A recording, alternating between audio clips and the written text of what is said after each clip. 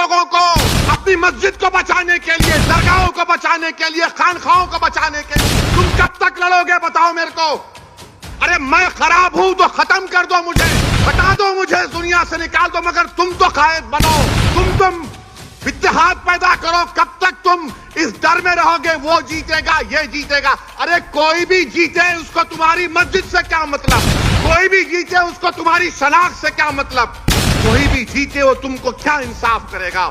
इंसाफ तुमको करना पड़ेगा अपने लिए, आने वाली नस्लों के लिए। दोस्तों, शुरू का ये वीडियो देखकर आप समझ गए होंगे आज का मेरा ये वीडियो किस पे होने वाला है और कितना धमाकेदार होगा। और ये वीडियो अभी मैं आपको आगे पूरा दिखाने जा रहा हूँ।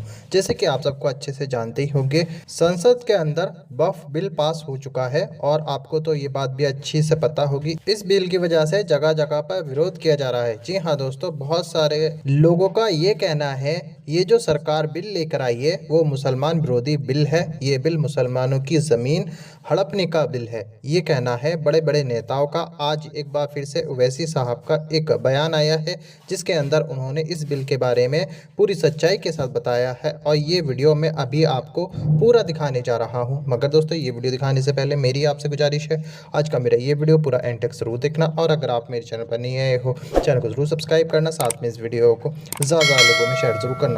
चलिए दोस्तों, पहले आप ये वीडियो देखिए फिर आकर मैं आपसे बात करता हूँ। बिल का कानून पेश किया। नीतीश कुमार के पास सिर्फ 13 या 14 एमपी, कितने आसिम बेखार? 13 हैं, 13 या 16, 13 हैं। अगर एमआईएम पार्टी के 3 एमपी होते, अख्तरुल ईमान और इम्तियाज जलील मेरे साथ होते, मोदी 10 बार सोचते थे ये बिल को लाए ना लाए, मगर आप थाली मार रहे हैं, आप लोग थाली मारते हैं। अगर हमारे 3 एमपी होते, वो कानून या वो बिल नहीं आता जिसके जरिए नरेंद्र मोदी उनकी सरकार वक्फ को खत्म करना चाहते हैं पूरे भारत में।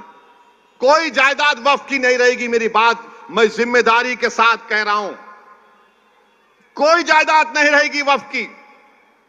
कलेक्टर को इतना पावर दे दिया जाएगा कि कोई भी कलेक्टर के पास जाकर बोलेगा, ये कलेक्टर साहब ये जो यतीम खाना है, ये जो खानखा है, ये जो दरगाह है, ये जो मस्जिद है, ये वक्फ नहीं है। अब मेरे इस बोलने के बाद बहुत से लोग बोलेंगे, ओवैसी तुम क्या कह रहे हो, पागल हो क्या? कोई भी जाकर बोल देगा, अरे ये कानून में लिखा है, इस बिल में लिखा है। क्या लिखा है? कि कोई भी रोड चलता आदमी जिसका वक्फ से कोई ताल्लुक नहीं होगा, वो जाकर कलेक्टर को बोलेगा इंक्वायरी ऑर्डर करो। कलेक्टर जैसे इंक्वायरी ऑर्डर करेगा, उसमें कोई टाइम लिमिट नहीं है। जब कलेक्टर इंक्वायरी लिखेगा, इंक्वायरी कंप्लीट होने तक वो प्रॉपर्टी वक्फ की नहीं रहेगी। आप तो चले गई प्रॉपर्टी आपके हाथ से, दरगाह आपके हाथ से निकल गई, खानकाह आपके हाथ से निकल गई, मस्जिदें आपके हाथ से निकल जाएंगी, कब्रिस्तान आपके हाथ से निकल जाएगा। इस तरह का गंदा बिल इस भारत की पार्लियामेंट में मोदी ने पेश किया।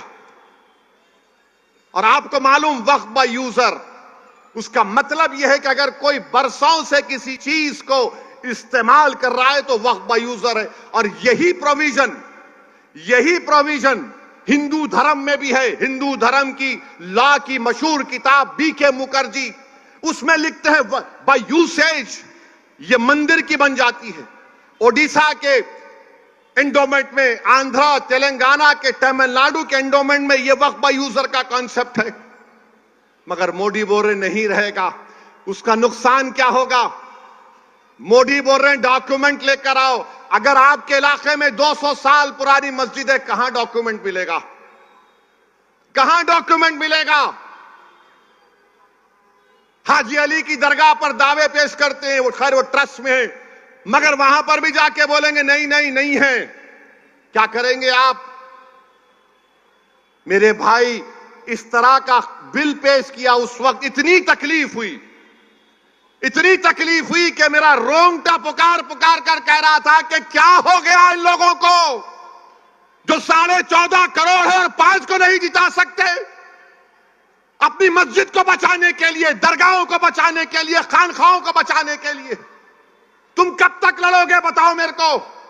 अरे मैं खराब हूं तो खत्म कर दो मुझे, हटा दो मुझे, इस दुनिया से निकाल दो, मगर तुम तो कायद बनो, तुम इत्तेहाद पैदा करो। कब तक तुम इस डर में रहोगे वो जीतेगा ये जीतेगा? अरे कोई भी जीते उसको तुम्हारी मस्जिद से क्या मतलब, कोई भी जीते उसको तुम्हारी शनाख्त से क्या मतलब, कोई भी जीते वो तुमको क्या इंसाफ करेगा? इंसाफ तुमको करना पड़ेगा अपने लिए, आने वाली नस्लों के लिए। मगर तुम ये समझ रहे हो नहीं नहीं वो दूसरा ठाकरे है ये अच्छा है।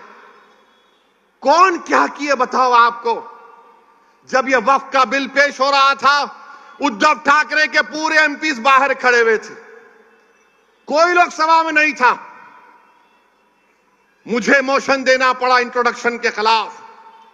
मेरे भाई जागो, मजलिस के लिए नहीं तो अपने लिए, अपनी नस्लों के लिए, अपनी शनाख्त के लिए जागो। तुम नहीं समझ रहे, तुम्हारी आवाज अगर असेंबली में नहीं होगी, तुम्हारी आवाज अगर कॉरपोरेशन में नहीं होगी, तुम्हारी आवाज जिला परिषद में नहीं होगी, पार्लियामेंट में नहीं होगी, तो कौन तुम्हारी आवाज उठाएगा बताओ? आज ये खतरा हमारे सरों पर मंडला रहा है। अगर मोदी इस तरह के बिल को पार्लियामेंट में दोबारा पेश करेंगे, अगर वो कानून बन जाएगा, खुदा ना खास्ता हम कई मसाजिद, मदरसे, दरगाहें, खानकाएं, कब्रिस्तान की जमीनों को खो देंगे। और आपको मालूम दिल्ली में सच्चर कमेटी ने पेज नंबर 221 में कहा कि दिल्ली में 130 वक्फ की प्रॉपर्टीज पर गवर्नमेंट ऑफ इंडिया ने, यानी मोदी की सरकार ने कब्जा करके बैठा हुआ है। उसकी लागत 2007 में 3000 करोड़ की थी। आज हम 2024 में हैं, कम से कम 10,000 करोड़ की प्रॉपर्टीज हैं जो गवर्नमेंट ऑफ इंडिया उस पर एंक्रोच कर रही है, काबिज है। मेरे भाई बताओ, अगर हमारे नुमाइंदे नहीं रहेंगे, हमारी आवाज नहीं उठेगी, तो फिर कौन उठाएगा तुम्हारी आवाज को? मौलाना आजाद को बोलने नहीं देते थे। तुम क्या, कौन सी खेत की मौली हो तुम?